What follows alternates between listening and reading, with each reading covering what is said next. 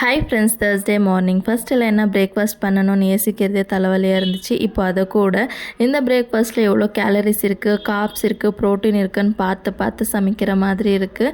யூஸ்வலாக நம்ம என்ன நினைப்போம், நம்ம ஃபுட்டில் அவ்வளோவா ஹெல்த் பெனிஃபிட்ஸ் இருக்காது, வேறு காஸ்ட்லியான ஃபுட்ஸ் வாங்கி சாப்பிட்டா தான் அதில் வந்து நியூட்ரிஷன்ஸ் இருக்குன்னு சொல்லி நினைப்போம். 100 கிராம்ஸ் அளவுக்கு ஓட்ஸில் இருக்கிற அதே நியூட்ரிஷன்ஸ் தான் 100 கிராம்ஸ் அளவுக்கு ரவையிலையும் இருக்குது. ஸோ ஃப்ரீ இருக்கும்போது கூகுளில் செக் பண்ணி பாருங்கள்.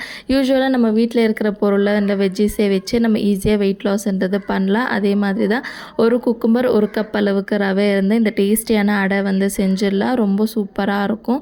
ஸோ எப்படி செய்கிறதுன்னு பார்க்கலாமா? ஃபஸ்ட்டு சாப்பரில் ஆனியன், கேப்சிகம், சில்லி, கொத்தமல்லி போட்டு சாப் பண்ணி எடுத்துக்கோங்க. இப்போ ஒரு பவுலில் ஒரு குக்கும்பர், ஒரு கேரட்டை துருவி எடுத்துகிட்டு நம்ம சாப் பண்ணி வச்சுருக்க வெஜ்ஜீஸும் ஆட் பண்ணிவிட்டு 1 கப் அளவுக்கு ரவை போட்டு நல்லா மிக்ஸ் பண்ணி 10 நிமிஷத்துக்கு ஊற வச்சுருங்க. இப்போ அதில் 1/4 கப் அளவுக்கு கோதுமை மாவு, அரிசி மாவு, கடலை மாவு உங்கள் சாய்ஸ் எது வேணாலும் ஆட் பண்ணி மிக்ஸ் பண்ணிவிட்டு டேஸ்ட்டுக்கு தகுந்த மாதிரி உப்பும் போட்டு நல்லா இந்த மாதிரி அடை மாதிரி தட்டி எடுத்திங்கன்னா சட்னியே தேவையில்லை, டேஸ்டியான அடை ரெடி. ட்ரை பண்ணி பாருங்கள்.